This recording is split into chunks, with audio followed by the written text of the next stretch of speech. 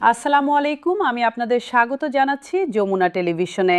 আজকের এই বিশেষ প্রতিবেদনে আমরা নিয়ে এসেছি এমন একটি সংবাদ যা দেশের লক্ষাধিক সরকারি কর্মকর্তা কর্মচারী এবং তাদের পরিবারের জন্য অত্যন্ত গুরুত্বপূর্ণ ও তাৎপর্যপূর্ণ। যখন সরকারি চাকরিতে ভালো বেতন এবং সুযোগ সুবিধা থাকে, তখন মেধাবী তরুণরা সরকারি চাকরিতে আসতে আগ্রহী হন। দেশের সেরা মেধাগুলো যদি সরকারি প্রশাসনে আসে, তাহলে সরকারি সেবার মান উন্নত হয়, প্রশাসনিক দক্ষতা বাড়ে এবং সামগ্রিকভাবে দেশ উপকৃত হয়। এই দৃষ্টিকোণ থেকে দেখলে মহার্ঘ ভাতা বৃদ্ধি কেবল কর্মচারীদের জন্য নয়, পুরো দেশের জন্যই একটি লাভজনক বিনিয়োগ। এখন একটু ভিন্ন দিক থেকে বিষয়টা দেখা যাক। সরকারি কর্মচারীদের পরিবারের উপর এই বৃদ্ধির প্রভাবটা কেমন হবে সেটা বিশ্লেষণ করলে আরও স্পষ্ট চিত্র পাওয়া যায়। একজন সরকারি কর্মচারী যখন বেশি আয় করেন, তখন তার পরিবারের সন্তানরা ভালো শিক্ষা পায়, পরিবারের স্বাস্থ্যসেবার মান বাড়ে, পরিবারের মহিলা সদস্যরা আরও ভালো পুষ্টি পান। এইসব ছোট ছোট পরিবর্তন মিলে একটি পরিবারের সামগ্রিক জীবনমানে একটি বড় পরিবর্তন আসে। আর লাখো পরিবারের এই পরিবর্তন মিলে দেশের সামাজিক চিত্রটাই বদলে যায়। বিশেষভাবে সন্তানদের শিক্ষার বিষয়টা উল্লেখ করা দরকার। বাংলাদেশে অনেক সরকারি কর্মচারী আছেন যারা তাদের সন্তানকে ভালো স্কুলে পড়াতে চান, কিন্তু খরচের কারণে পারেন না।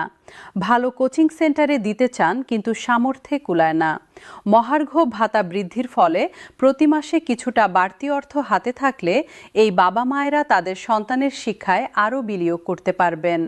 আজকের একটি সন্তানের ভালো শিক্ষা আগামীকালের একটি উন্নত বাংলাদেশের ভিত্তি তৈরি করে।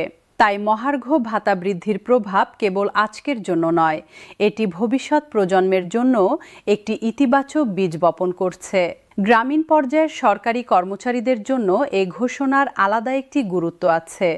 ইউনিয়ন পরিষদের কর্মচারী থেকে শুরু করে উপজেলার বিভিন্ন দফতরে যারা কাজ করেন, তারা প্রায় শহরের কর্মচারীদের তুলনায় কম সুযোগ সুবিধা পান। যোগাযোগ ব্যবস্থার সমস্যা, বাসস্থানের সমস্যা এবং অন্যান্য অসুবিধার পাশাপাশি আর্থিক চাপও তাদের একটি বড় সমস্যা।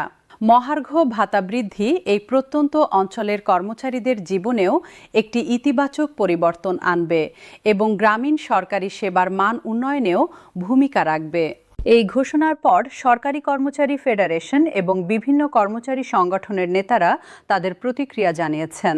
তারা বলছেন, এই সিদ্ধান্ত দীর্ঘদিনের দাবির আংশিক পূরণ। তারা সরকারকে ধন্যবাদ জানিয়েছেন এবং একই সঙ্গে এই বৃদ্ধি যাতে নিয়মিতভাবে পর্যালোচনা করা হয় সেই দাবিও জানিয়েছেন। অনেক সংগঠন বলছে, ভবিষ্যতে মূল্যস্ফীতির সঙ্গে স্বয়ংক্রিয়ভাবে মহার্ঘ ভাতা সমন্বয়ের একটি স্থায়ী ব্যবস্থা চালু করা হলে কর্মচারীরা আরও বেশি উপকৃত হবেন এবং বারবার আন্দোলন বা দাবির প্রয়োজন হবে না। একটি বিষয় এখানে স্পষ্টভাবে বলা দরকার, মহার্ঘ ভাতা বৃদ্ধি সরকারের জন্য একটি বড় আর্থিক বোঝা হলেও এটি আসলে একটি কার্যকর বিনিয়োগ। কারণ সরকারি কর্মচারীরা যখন আর্থিকভাবে স্থিতিশীল থাকেন, তখন তাদের দুর্নীতিতে জড়ানোর প্রবণতা কমে।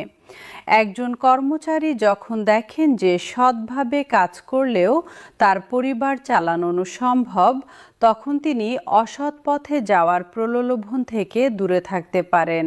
এই দৃষ্টিভঙ্গি থেকে মহার্ঘ ভাতা বৃদ্ধি কেবল একটি ব্যয় নয়, এটি সুশাসন প্রতিষ্ঠার একটি হাতিয়ারও বটে।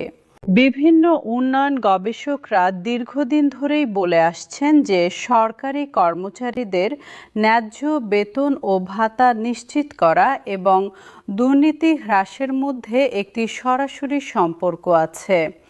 যখন একজন কর্মচারী তার নিয়মিত আয় দিয়েই পরিবারের সব প্রয়োজন মেটাতে পারেন, তখন তার দুর্নীতিতে জড়ানোর কারণ কমে যায়। অন্যদিকে যখন বেতন ভাতা অপ্রতুল থাকে, তখন কর্মচারীরা বিভিন্ন অনৈতিক পথে আয় বাড়ানোর চেষ্টা করেন। এই বাস্তবতা থেকে মহার্ঘ ভাতা বৃদ্ধির সিদ্ধান্তটাকে একটি প্রশাসনিক সংস্কারের অংশ হিসেবেও দেখা যায়। এখন আসা যাক বাস্তবায়নের প্রশ্নে। যে কোনো ভালো ঘোষণার মূল্য নির্ভর করে তার সঠিক ও সময়মতো বাস্তবায়নের উপর।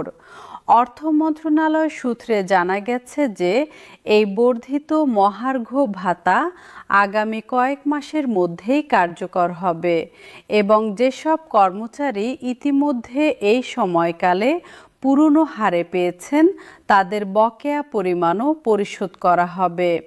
এই বকেয়া পরিশোধের বিষয়টা অত্যন্ত গুরুত্বপূর্ণ, কারণ এটি কর্মচারীদের ন্যায্য পাওনা এবং এটি পরিশোধ না হলে সিদ্ধান্তের বিশ্বাসযোগ্যতা প্রশ্নবিদ্ধ হয়।